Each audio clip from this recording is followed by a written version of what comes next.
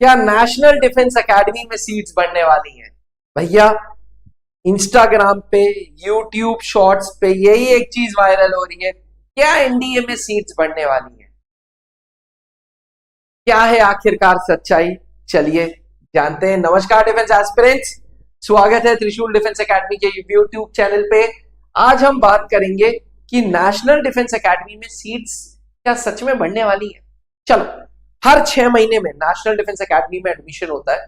जनवरी और जुलाई में नया सेशन चालू होता है, नया टर्म चालू होता है। अब पहले तो समझते हैं नेशनल डिफेंस एकेडमी में सीट्स कितनी है। मोटा मोटा एक अनुमान लगाया है, आर्मी में 208 सीटें हैं, जिसमें से 10 सीटें फीमेल्स के लिए हैं।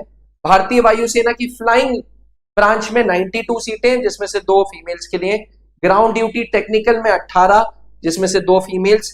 ग्राउंड ड्यूटी नॉन टेक्निकल में 10, जिसमें की 2 सीटें फीमेल्स के लिए। ठीक, तो भारतीय वायुसेना में लड़कियों के लिए 6 सीटें, भारतीय थल सेना में 10 सीटें, इंडियन नेवी में टोटल 24 सीटें हैं, जिसमें से 5 सीटें फीमेल्स के लिए, प्लस नेवल एकेडमी, ये थोड़ा मिसप्रिंट है, ये 3 नहीं ये 5 है, प्लस नेवल एकेडमी में 24 सीटें हैं, तो जिसमें से 3 सीटें फीमेल्स के लिए। इन टोटल लगभग 394 सीट्स, राउंड ऑफ 400 सीटें एनडीए की हैं। अब एक बार नेशनल डिफेंस एकेडमी में कैडेट पहुंच जाता है, उसको फिर अलग अलग स्क्वाड्रंस में कर दिया जाता है। राष्ट्रीय रक्षा अकादमी में 18 स्क्वाड्रन है। ये 18 स्क्वाड्रन 5 बटालियन के अंतर्गत आते हैं। 4 स्क्वाड्रन के पास 4 स्क्वाड्रंस के पास 4 बटालियन है। 5वें स्क्वाड्रन के पास सिर्फ 2 बटालियन है। तो हवा ऐसी चली थी कि जब बाकी 4 स्क्वाड्रंस के पास, बाकी 4 बटालियंस के पास 4 स्क्वाड्रंस हैं, तो 5वें बटालियन के पास भी 4 स्क्वाड्रंस होने चाहिए। इतने में फीमेल्स की एंट्री हो गई 2021 से। सुप्रीम कोर्ट ने आदेश दिए और फौज को मानना पड़ा और फीमेल्स की एंट्री हो गई एनडीए में।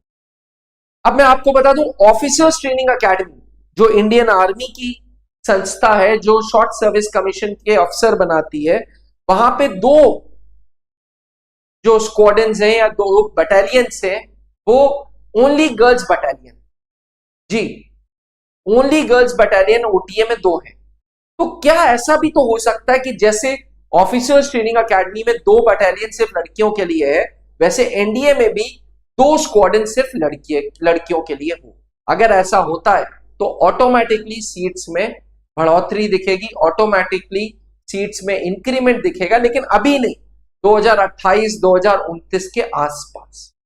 वहीं सरकार ने हाल ही में, मैंने इस मुद्दे पे वीडियो भी बनाया था कि 10+2 डायरेक्ट एंट्री जो होती थी, उसको 2027 से एनडीए रिटन के थ्रू कर दी गई है। एनडीए रिटन मतलब उनके लिए भी रिटन इम्तिहान होगा। जब उनके लिए भी रिटन इम्तिहान होगा तो ऑटोमेटिकली लोग ये अंदाजा लगाने लग गए कि यार एनडीए का पेपर वो भी देंगे तो सीटें इंक्रीज हो जाएंगी एनडीए में। एनडीए में सीटें नहीं इंक्रीज हो रही हैं।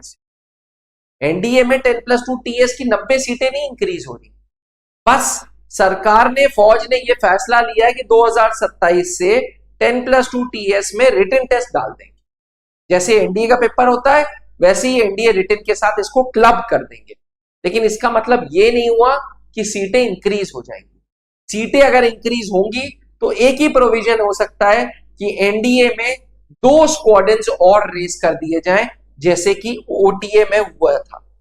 ये 2 स्क्वाड्रंस गर्ल्स ओनली स्क्वाड्रंस होंगे या गर्ल्स ओनली बटालियन होंगी। लेकिन इस पे भी, इसको भी फ्लरिश करने के लिए इंडियन मिलिट्री एकेडमी में भी ये बटालियंस को रेस करना पड़ेगा, ये स्क्वाड्रंस को रेस करना पड़ेगा। जी हां, जैसे ओटीए में गर्ल्स ओनली स्क्वाड्रन होता है, वैसे ही अगर एनडीए में भी होगा तो इंडियन मिलिट्री एकेडमी में भी इंक्रीज करना होगा। इसलिए ट्रुथ ये है कि पहली बात तो अभी as of right now NDA में कोई सीटें इंक्रीज नहीं हो रही। हाँ, 2027 में 10+2 टीएस का रूट हो जाएगा एनडीए के थ्रू, बट इसका मतलब ये नहीं कि एनडीए की सीट्स इंक्रीज हो रही हैं।